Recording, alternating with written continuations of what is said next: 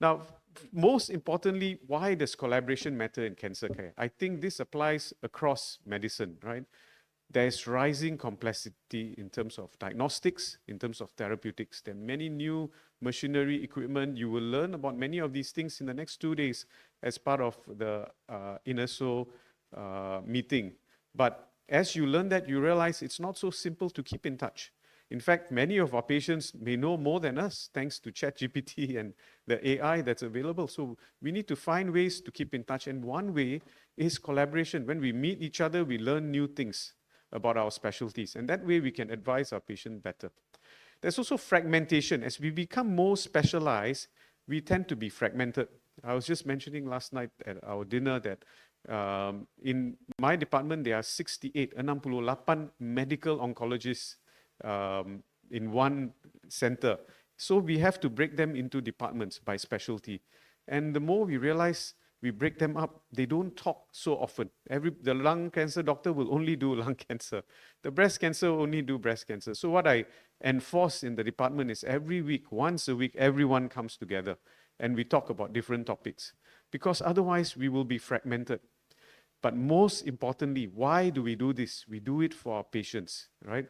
We need to think about our patients and provide humane care. And to give the best care possible, we need to give ourselves the best chance of giving that care. And for that to happen, we need to collaborate. We cannot do it alone, right? Whether it's by specialty or by individuals, that is not possible. Now, if you think about it from the patient's lens, from the way they look at it, it is very confusing and complex for the patient, right? Because they have so many resources online, they have their relatives telling them things, they are reading things, and when they come to a hospital, it can get very confusing because so many touch points, right? They register, then they have to go and see the doctor will refer to somebody else, they have to do blood tests, they have to go for chemo. So communication is important, right? Their expectations are much higher now because they're better educated. Gone are the days when we as doctors can just tell them what to do, right? Now they will ask you so many questions. If they don't ask you the questions, their families will ask you the questions.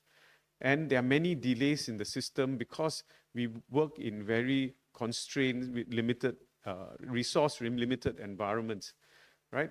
All these stress is placed on the patients and their families. So sometimes while we may get stressed because we see so many patients, we must put ourselves in their shoes. They are waiting for a long time to see us.